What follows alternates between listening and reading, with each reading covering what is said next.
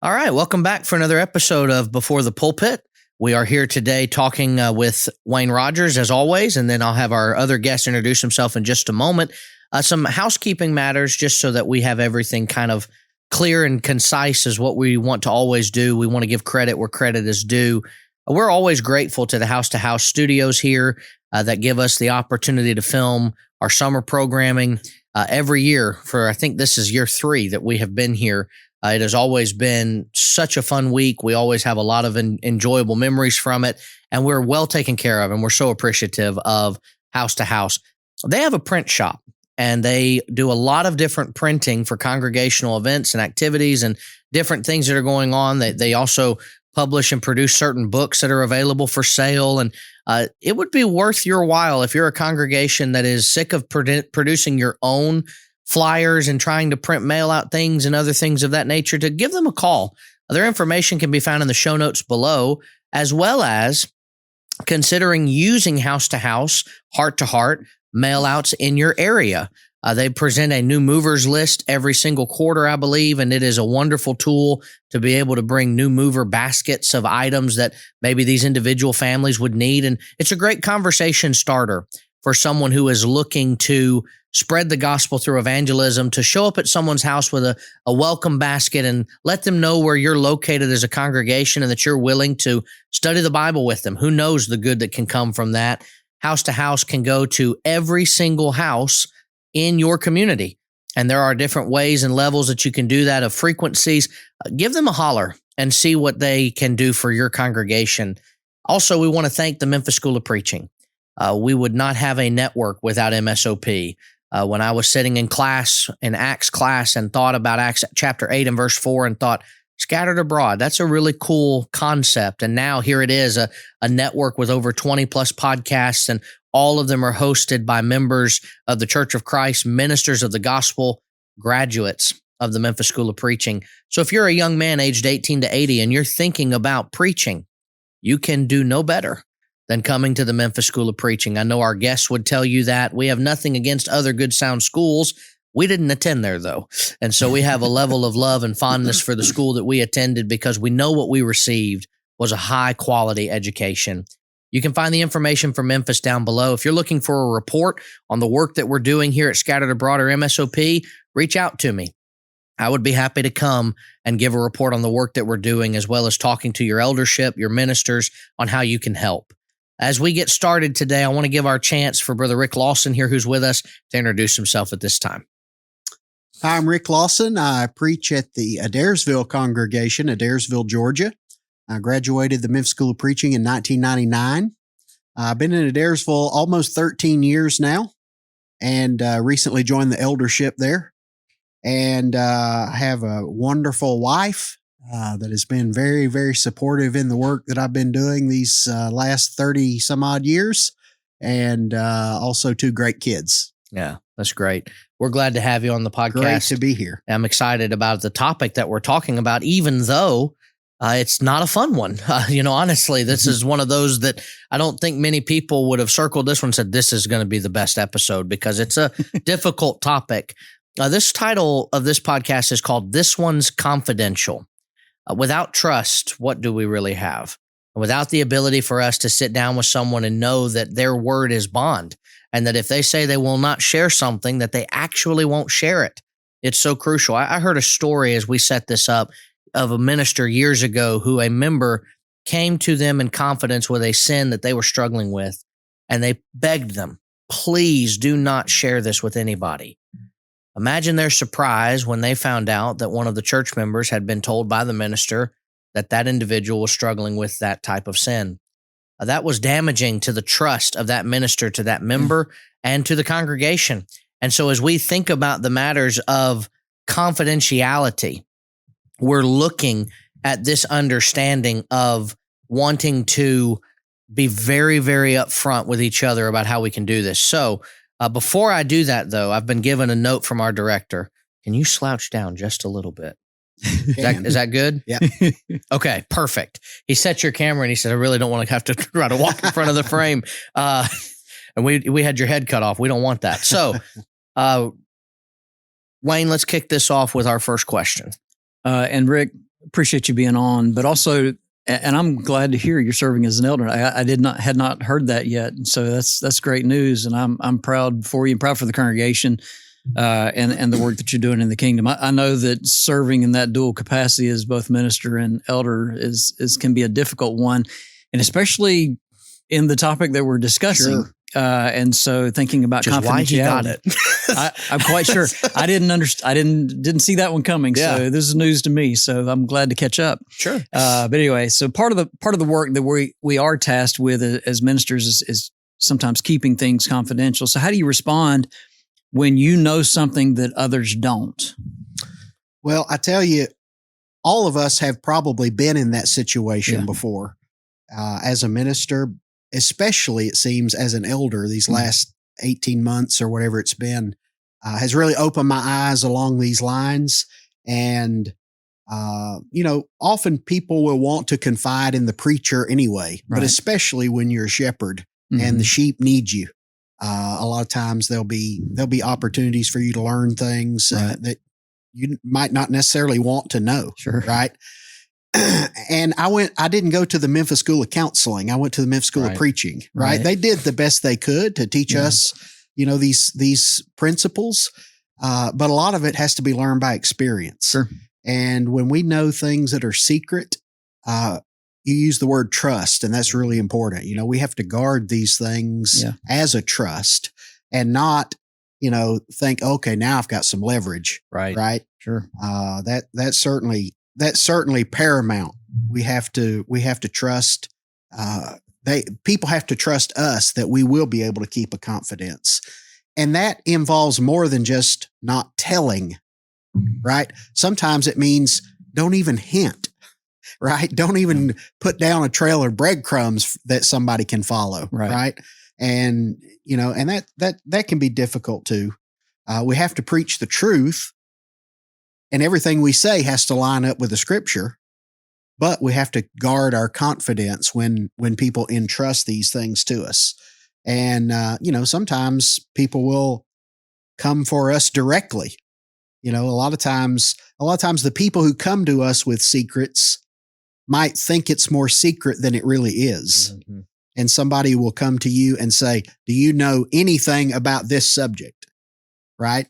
And that's when you just have to say, look, I'm not talking about this. Right. This is not something that I'm free to discuss.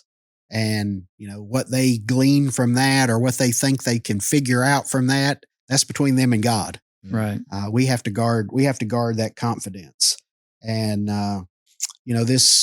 when someone trusts us to keep something in confidence, then that involves our character and our stewardship. Mm-hmm. Right. And if we fail, we're the problem then, not the person who came to us struggling with some issue or wanting us to keep some secret. And so we don't want to be part of the problem. Right. And that can happen with preachers. Yeah. Preachers are prone to gossip just like anybody else. Sometimes I think more. Yeah. And so we have to be super careful in these areas. Yeah. Especially having, and because so many people will come to us and entrust us with things. And sometimes there are people who, unfortunately, in the congregation, just like to be in the know. Yeah. Or like to think they know certain things. And so they will prod and pry and try to get things from us. And so we have to be that steel trap, so to speak, Sure. and like you say, stone faced, I know nothing, kind of thing. And that's difficult, but those things have been entrusted with, and when we're talking about, and with the leadership program, part of the conversation with students that I know I'm having, I'm sure Michael is too, we're both teaching in that program, but is about character and integrity. And so when we say we're going to do something, keeping our word and so forth, we have to do that. Right. And so that's such an important part of this work. And it affects other things, and we'll get into that in some of the other questions here in just a moment. But it affects our ministry as a whole. Yeah. And the perception sometimes even when I'm preaching something, it's not that I've let anything out. We still have to preach the whole counsel of God. Right. But sometimes the perception can be, oh, well, because they're saying this because they know something. Right. Yeah. You know? In the class that I'm teaching on the eldership, actually, and leadership, it's the call to leadership. We're covering elders, just the biblical function, the way God set it up, that ministers are not to overlord, over the elders. That's not their job. They're there to preach. And I've said it on this season too. There are some preachers who are elders, and not all elders are preachers. And so there's a balance there that has to be understood. But one of the things that I've been doing with the classes, we call them scenario sets. And I give them a scenario and ask them what they would think about the eldership if that were happening. And I set them up on this one because I knew the typical answer would be something needs to be done. I said, you discover a sin problem, and months later, you've not been told of any resolution or update. As the preacher, not the congregation, the preacher. And one of the students, raised their hand and said, then the elders aren't doing their job. I said, but are you in the meeting rooms? So how do you know that they haven't been meeting for months with this individual, studying with them, Right. pleading with them, getting them counseling and helping them? And I said, since only you know the sin, yes, maybe the elders should loop you in, but they're not necessarily required to. And so it's that idea of confidentiality, of trust and all that. Just because I discover something doesn't mean I should know all the filthy details of anything too. Right. I think Galatians 6:2 is often overlooked. We have the mindset of carrying burdens, but not creating them. And the idea that is supposed to be understood there is we sometimes think, well, I'm carrying their burden by knowing what they're going through. Not necessarily. You might be creating more of a burden. There are plenty of times that I know from conversations I've had with elders that they find things out that the church doesn't need to know. And as you mentioned, the idea of we're not going to talk about this. Right. And then someone, often will make the claim, I'm just concerned for their soul. Are you? That's the concern that we have to ask is just because you know something others don't, doesn't mean that I should then try to communicate that to anybody who will listen. And so I think that is a necessary point to make. And the idea of not being, I mentioned this with the news of someone dying or getting sick or whatever. We're not inside reporters for the NFL trying to break news. And as elders, that's got to be understood too. Obviously, you can't say to your spouse that night, you'll never guess what Sister Betty's going through. You may talk about it in private confidentiality and say, we're going to need to have her over for dinner. She needs encouragement. She needs comfort. We can do that for her. Yeah, understandable. But if an elder is in a meeting room and the only thing he's thinking about is, I cannot wait to tell people what I'm hearing right now, they're probably not fit to be an elder. Yeah, that's right. And so that's the question that we want to shift to here is the balance between transparency and discretion, because I think we have an unrealistic idea of what transparency really is supposed to look like. We think transparency more so as a doctor is supposed to be transparent with a patient. I want to know everything that I'm going through, and I want you to tell me in great detail what I need to do to fix it. But there's a reason those doctor visits are closed door to only a family member or the person that you want in the room with you. The doctor's not going to come out into the waiting room and loudly say, you have cancer, and here's the prognosis and the diagnosis of everything. You're going to die in 6 months. And we just want to make sure everybody here knows that. They don't do that. There's some discretion used. But what is the difference and the balance that has to be found between being transparent and also discretionary? Right. Well, those two things are not mutually exclusive, right? There are times where we must be transparent, but also keep certain things in confidence, right?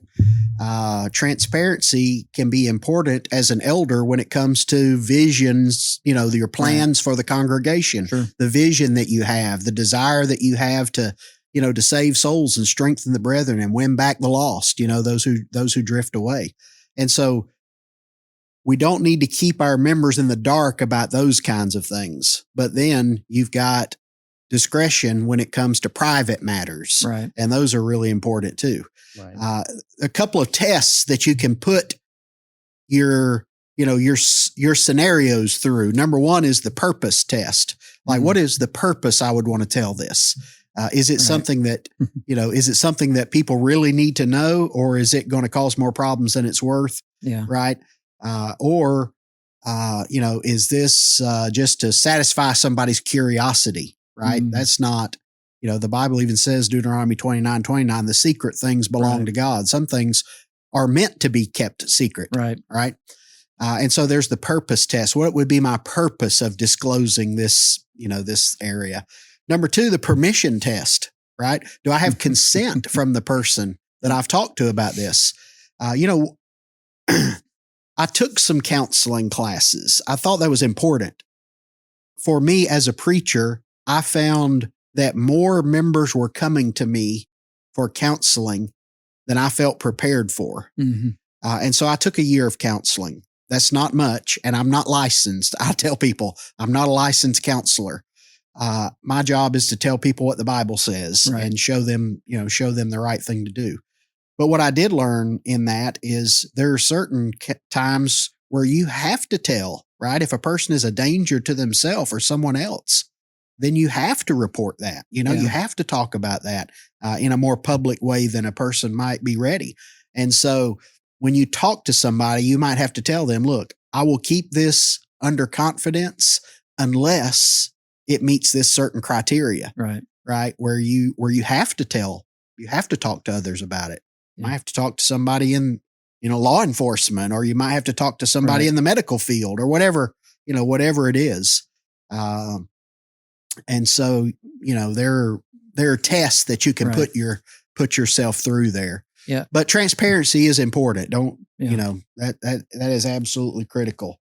When it comes to things like the church's finances, that's if you're not transparent about that, it's going to cause deeper problems in the congregation 100%. And certainly not have the kind of unity and harmony in the congregation that you want. Yeah. And in my mind, when I was thinking of this transparency question and discretion, this balance was what you touched on. There may come a time when if there's harm that could be done, either a person to themselves or to someone else, I'm going to go beyond, that I've got to tell somebody. You have to. It's got to go beyond this room at that point, and so and I've always tried to be upfront, if the situation is, if I'm seeing that it's not just a personal matter and it's seeming unharmful, other than maybe their soul, but and we're going to work through that. But if it's they may be thinking about harming themselves, or they may be harming someone else, something like that. When I see that starting to go that direction, I'm all right. I'm gonna put this caveat here that if this is going where I think it's going, then we may need to discuss this further with some other people. Sure. Yeah, church camp. That's the same mentality. We have a lot of teenagers that they want to talk to somebody about what's going on, whether it's at home or something may have happened that week. I've always told them, you and I can talk with another counselor present. You can tell me who that would be, as long as it's another man, or it might be my wife. We'll be happy to chat with you. But you need to understand up front, before you begin, if you tell me that you're using drugs or that you're going to harm yourself, if you tell me something that I cannot keep between the three of us, I will be obligated to share that because I care for you. And I said, if you told me that I told one individual one time, because I knew them long enough, I said, he said, what kind of things would you share? I said, well, if you told me that you slipped up and someone got pregnant, that would be something we'd have to discuss further with someone else. We couldn't just act like that didn't happen. I said, there's some things that we could work through privately. There's some things that just cannot be kept confidential because it'll harm somebody or harm you. And so that idea of being transparent and discretionary, I always loved being in local work when I had the chance, and I mentioned this already this season, but to say, you need to talk to the elders about that. I don't have any knowledge of it. I used to love to say that too. Now you can't. When you say you need to talk to the other elder about that. So, but that mentality is helpful to know. A good eldership, a godly eldership, is one that will protect the preacher from things too. When I was in local work and we had our elders and preachers meetings, it reach a point where they would say, all right, brothers, that's all we have for y'all. And they'd dismiss us. Mm-hmm. And we'd get to go and go back to the office, start working, or go to lunch, do whatever we were going to do next. They continued to meet usually for another 3 to 5 hours about matters in the church, things that we couldn't know, whether it was budgetary items, whether it was things that were going on with church members that they didn't want to share or anything. But there are times where the elders would sit us down and say, as it happens with all preachers, we need some sermons on this topic to encourage this brother or sister that they're going through a hard time. Well, I would get up and preach the sermon. Someone would come up to me afterwards and they would say, I really needed that. And in my mind, I'm thinking, I know I was told by the elders you did, but I would never share that.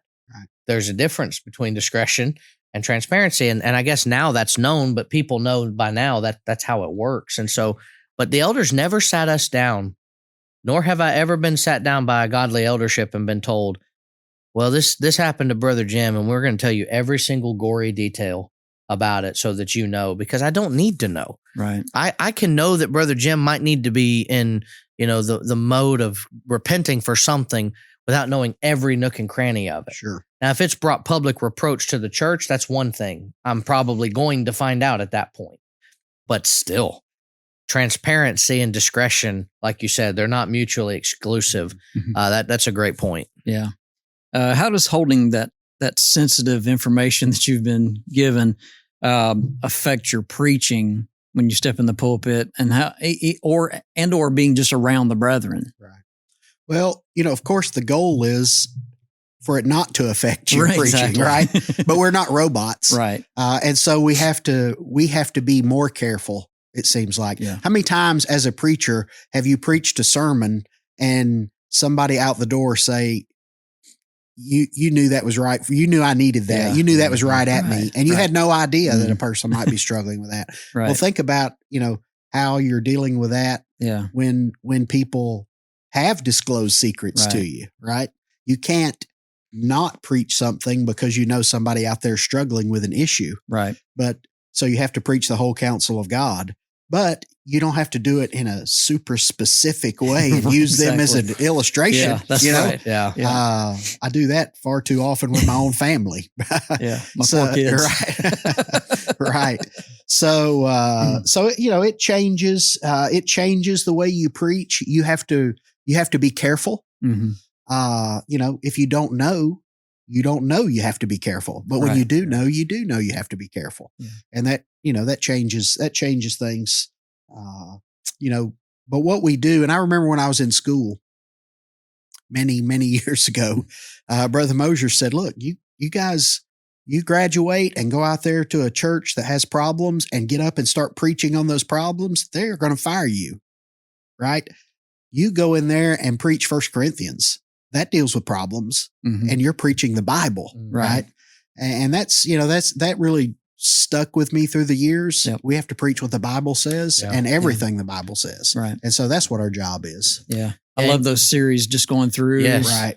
books of the Bible, and then you're just covering what's there. That's right. And who can get mad at you, right? I mean, I can't help that John 2 talks about alcohol, that gives me a leeway to discuss it, right? Sure. It talks about the wine at a wedding, and I can then say, what type of wine was it? Mhm. Was it alcoholic? Well, Right. for these reasons, no. It doesn't seem like it would be. Right. And so, and the person in the pew could be mad, but then next week I'm going to be in John 3 talking about baptism. So, what are you going to do? You have that leeway, and I was always appreciative at Somerville. We did that too. We would ask the question, okay, here are the things the elders are saying that they want covered this year. What book of the Bible or 2 books of the Bible would cover those topics? Because it is easy, when someone gets up and says, you were preaching that about me, to them just kind of politely say, well, the text kind of dictated where I went today. Right. I couldn't help that 1 Corinthians said what it said, and I got to preach the whole counsel of God. And so that's so important. And I think the idea of Galatians 6:1 is critical here too. We use the knowledge of something like this to restore somebody. I know Galatians 6:1 is talking about restoring someone who's been overtaken in a trespass or a sin, but we're not trying to crush them.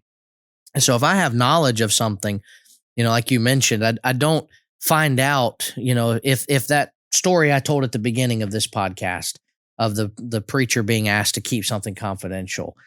Imagine if someone comes to a preacher and says, I'm struggling with pornography and I really need help. I need an accountability partner. I need somebody to keep this private, but help me. I need to beat, the addiction and get everything out of the way. If the next sermon Sunday is on pornography and the preacher gets up and goes, some of us here have this problem. That's not going to go well. No. Right. You know, the same with any sin. You could get up and talk about anything and be like, and some of you here, and you know who you are. Yeah. I love how Paul And Charlie, wrote it. you're the worst. That's right. You know, I love how Paul put it in 1 Corinthians 6, 9 through 11. He just lists all these things that will keep someone from the kingdom of heaven. And he says, such were some of you. He doesn't say, Brother Tim, you remember when you were struggling with that? You remember that? He just says, you know who you are and you know that you struggle with this, but you don't anymore. The knowledge of this that Paul had to have known when he wrote that, I know some people who struggle with these things in the congregation, or the Spirit's telling me at the very least that there are people in here that are struggling with this. But I think there's an unfortunate desire. Sometimes we do it in the name of defending the truth. We're going to call someone out when we don't have to call them out. Now, I'm for calling names. I think the Bible, admits that needs to be done. But I think sometimes we rush to do that when we could just preach what the text says, and it will defend the truth just as easily as if I say, and Brother Joe, you know you did this. Right. What benefit will that do, especially with visitors on a Sunday? It's a coward's way of preaching too. Yes. To avoid talking to somebody eyeball to eyeball privately about some problem that they're dealing with in their lives, instead of getting up and just blasting everybody. With absolutely. details. And you think about Jude 23, for instance, snatching them out of the fire. If it's in fact the case that they're steeped in sin and this is what's going on, I'm probably not going to wait and get up in the pulpit to deal with that problem. I'm going to be dealing with them as we're discussing it. We're going to get to the bottom of it. We're going to try to keep working through this issue. I'm not going to then get in the pulpit and that be my attempt to snatch them out of the fire. Right. I'm going to convict them from behind the pulpit. That you're right. That's the coward's way of handling that. The thing to do in the pulpit is get the brethren ready by saying, hey, don't be surprised when we come talk to you one-on-one, because sin is so important and your soul is so valuable. Absolutely. Right. And the compassion and love and care for one who repents, maybe. Yeah. Sure. Setting the congregation up to know how to respond if somebody does respond. Exactly. Which Corinth needed a reminder in that, because Paul said, hey, you did the right thing by withdrawing, but now you've gone too far. Right. Yeah. Bring him back. He's been restored to the kingdom. Right? Like, why are you still excommunicating him? Let him come back and reaffirm your love to him. Yeah. That's always the goal, is making sure people know. I always heard this about Brother Elkins. He was a bulldog with the truth, but he was the most gentleman you would have ever met in life, period. But when he got onto the truth, he was going to be a bulldog. If he was debating somebody, you would know he wasn't compromising. But when he talked to you, you felt love and care and concern, and it made everything he said have so much more weight. Right. Rick, thank you for being with us today. Great Wayne, you had to be here, but we're glad you're here too. Sure. For those of you watching or listening at home, we're thankful that you've taken time to be a part of the Scattered Abroad Network's summer content. We'll be back on Thursday with an episode of Did That Really Happen with Brother Rick, and we're looking forward to that. He may not be, but we are, and I know that it'll be an enjoyable time. Thank you so much to House Studios, to the Memphis School of Preaching, and until next time, take care and God bless.